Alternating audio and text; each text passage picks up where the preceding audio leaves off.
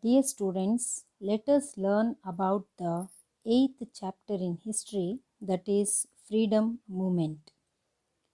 So here you are seeing some of the great freedom fighters who fought for the sake of independence of our country. So let us see how nationalism brought freedom to our nation. So the leader of all the freedom fighters, we can say Mahatma Gandhiji. Let us know more about Mahatma Gandhiji in the next chapter.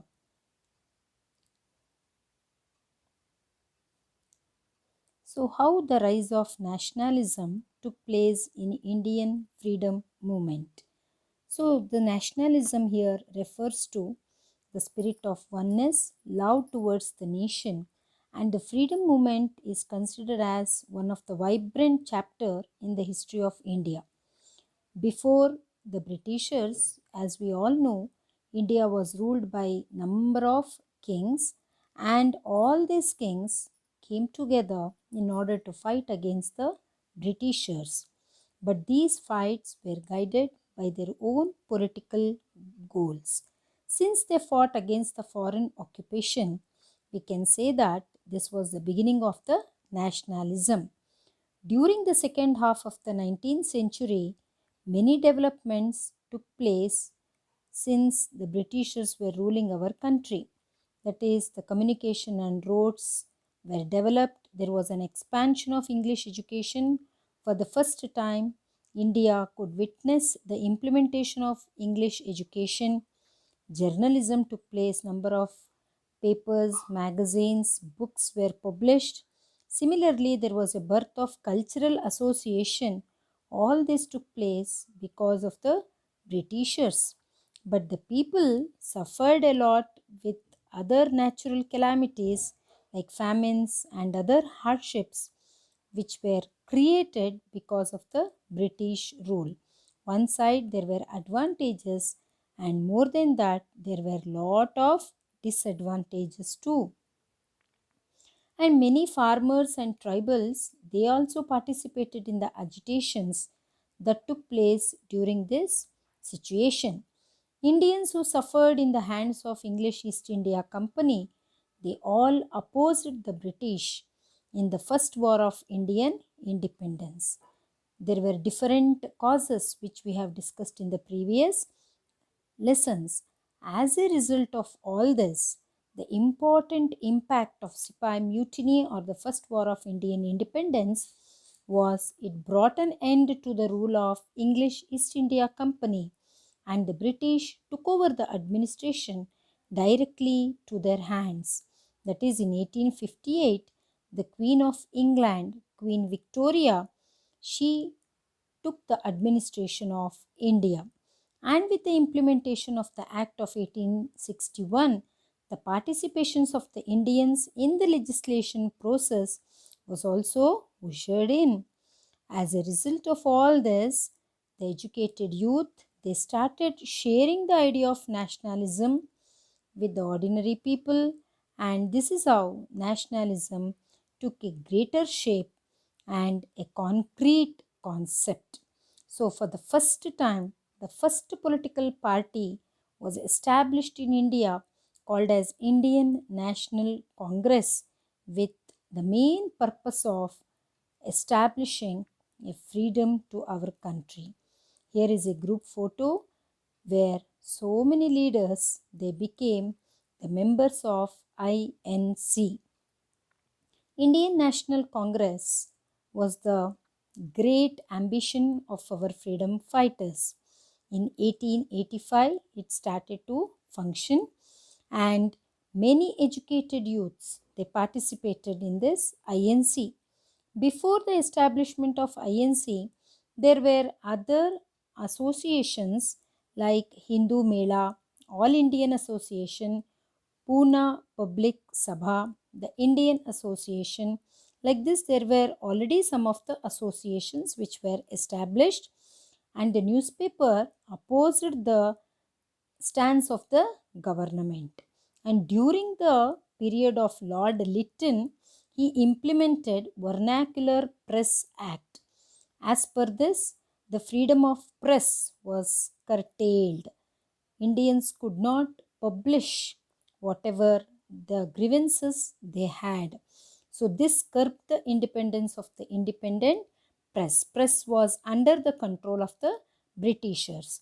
All this development inevitably made or it urged the freedom fighters to establish a political party, and that is how INC was created. So here is a picture of Hindu Mela and Pune Sarvajanik Sabha. You can also see the photograph of Bal Gangadhar Tilak, one of the great extremist leader who participated in the freedom struggle of India. And he is the great founder of INC. A.O. Hume, Alan Octavian Hume, that was his full name. He was the main person or the founder who played an important role in the formation of Indian National Congress. And this INC, with this establishment, there was a change in the direction of Indian political history. W.C. Banerjee, that is Omesh Chandra Banerjee, the great Bengali leader, he became the first president of INC. And A.O. Hume, he was a retired British civil servant and he was a great political leader too. In the cities of Madras, Bombay, and Calcutta, he met the number of political leaders and discussed the various issues which were of public importance. As a result of all these meetings and the deliberation, INC declared that achieving national unity is the primary aim and it is the first aim of the Indian National Congress. And it tried very hard to achieve the unity among the diverse cultural and social paths which were existing in the Indian history. The leaders of this period, they had the commitment to achieve this. And various newspapers were published in the vernacular language.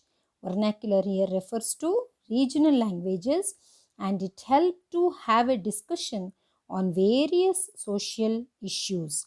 As a result of all this, the awakening developed in the minds of Indians, the spirit of nationalism also made the Indians to fight against the Britishers.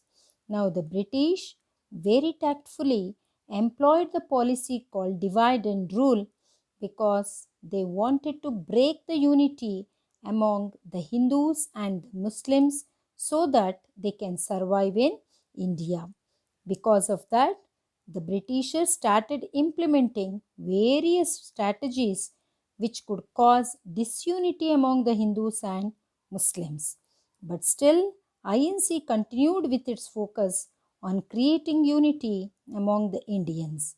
During the later part of the 19th century, differences of opinion arose in the INC.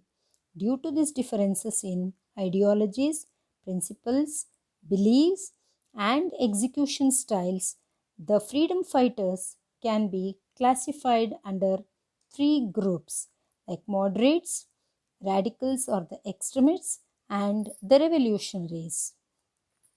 First, let us try to know who were moderates and what were their demands. Dadabhai Naoroji, Gopalakrishna Gokhale, they were traditionally called as the great leaders of moderate group. The first 20 years of the INC is called as the age of moderates. Along with Gopalakrishna Gokhale and Dadabhai Naoroji, there were other leaders like V.C. Banerjee, Mahadeva Govinda Ranade, Surendranath Banerjee, Dadabhai Naoroji, Gopalakrishna Gokhale. They were all the moderate leaders. Moderates had a great faith in the rule of British and judiciary, and they used their table and they had a demand with the framework of the constitution, and they demanded the Britishers in a moderate way through the prayers and request. They also tried to bring in political awareness among the Indians. That's why they organized very peaceful public meetings. They discussed various burning issues and they submitted memorandums to the government. They also submitted memorandums which demanded the cutting down of military expenditure, development of Indian industries, providing good education, and program for poverty alleviation. So here is a photograph of Surendranath Banerjee and the other important Gopalakrishna Gokhale, who were the great moderate leaders.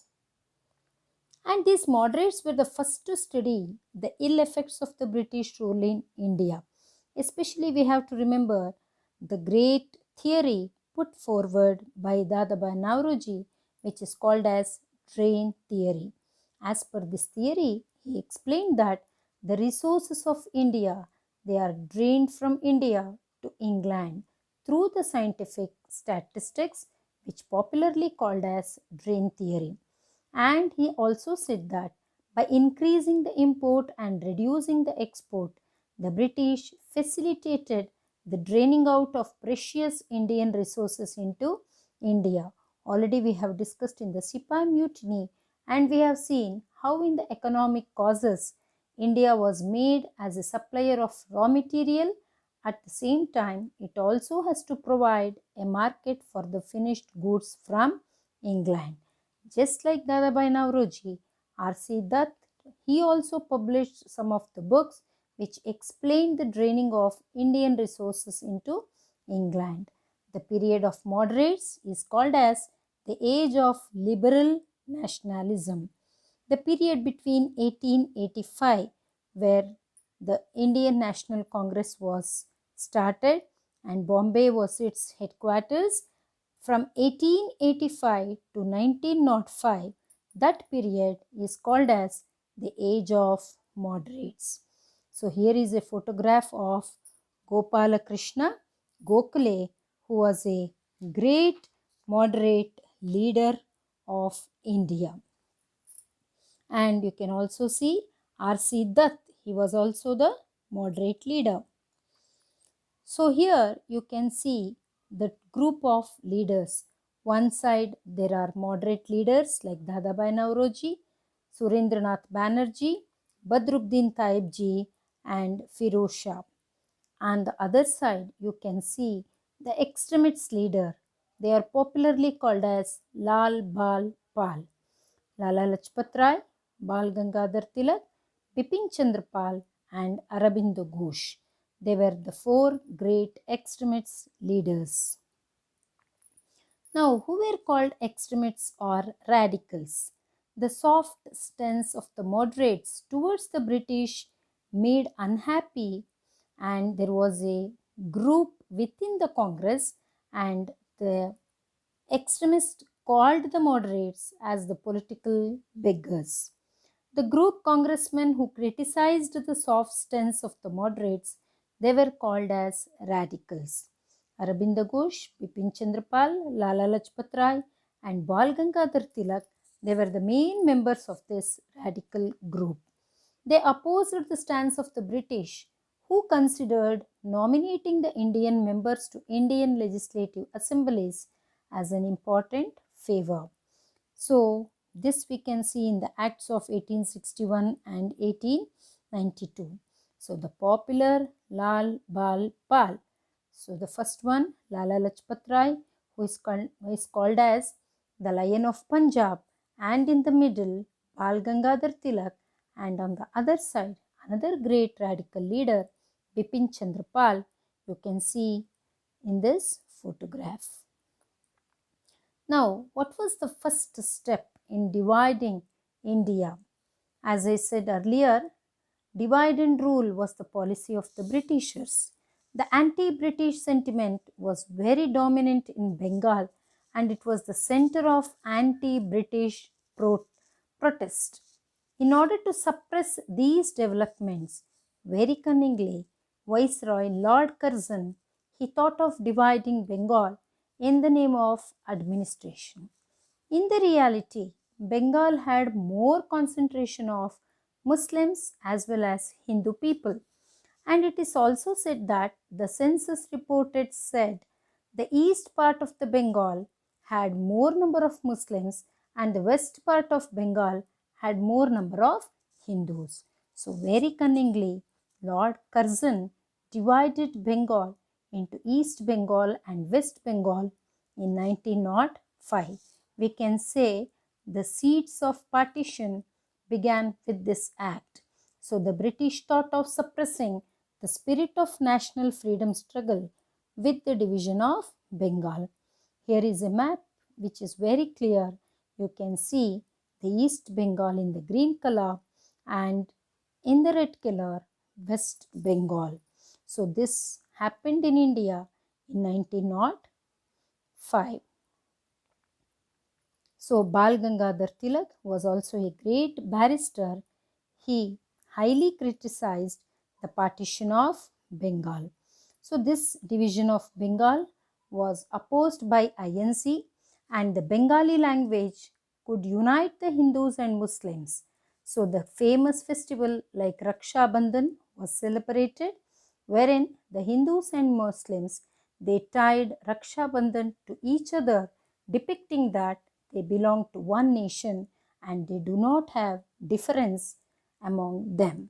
So the division of Bengal resulted in a widespread protest across the country. The radicals took the issue to the doorsteps of common people. They called for boycotting the foreign goods and the institutions encouraged it. Indians were encouraged to use local goods. The British government could not tolerate the great agitation made by the Indians, and as a result of that, they withdrew the Bengal Division Order in 1911. So here is a photograph of Raksha Bandhan, wherein both Hindus and Muslims they showed the British that they are one through this cultural festival. And Bal Gangadhar Tilak, he gave a very famous quote, that is, Swaraj is my birthright and I would definitely get it back. Attaining complete freedom was the aim of radicals. They tried to organize the common people of India. They attempt to organize people by employing religious celebration too. They could see that only educated people or few are participating in the freedom movement. That is why Bal Gangadhar Tilak very tactfully organized the various festivals like Ganesha, Shivaji and Durga celebration. So celebration means more people will participate. Through that, he wanted to evoke the spirit of nationalism among the Indians, and many people participated in all these festivals. Muslim League was a new party which took its birth in 1906 mainly to protect the Muslim identity. This was the second step for the partition of India. And Bal Gangadhar Tilak published two important journals, Kesari one which was published in Marathi, and Maratha was the another one which was published in English language. The writings of the radicals, especially the Tilak, it took a great attention of the common people, and the British arrested Bal Gangadhar Tilak due to all these political developments.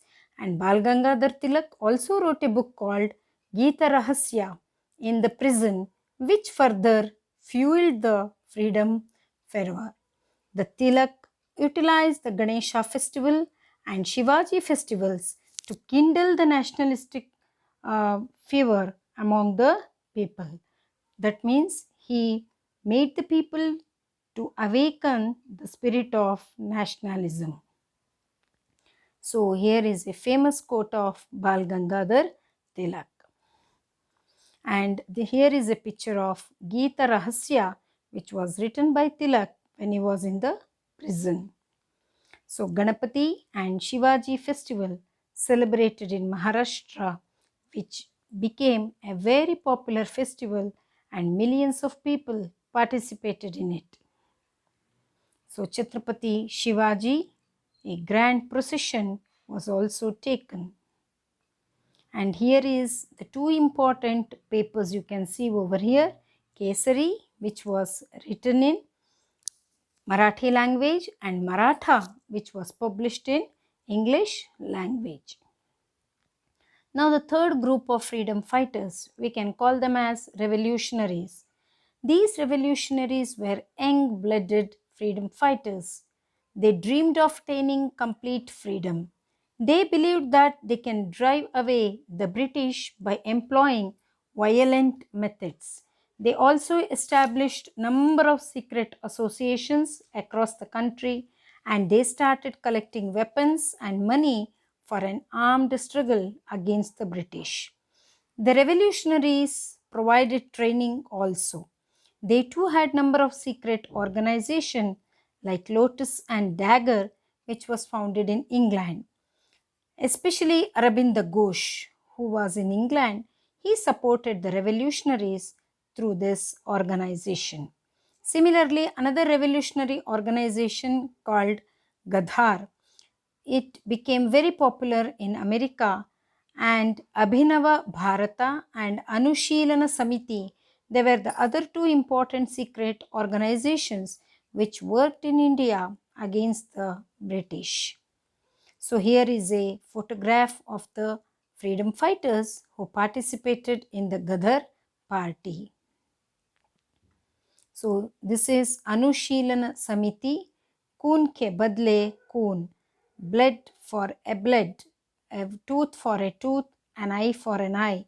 This was the policy of the revolutionaries. So Abhinava Bharata Mandir, you can see here the photograph, and Veer Savarkar, V.D. Savarkar, Vinayak Damodar Savarkar, also he was called as one of the great revolutionaries, and Arabind Ghosh, who supported the revolutionaries in England. And here is a great freedom fighters, Bhagat Singh, Rajguru, Sukhdev, Khudiram Bose, like that there were number of revolutionaries who participated in the freedom struggle.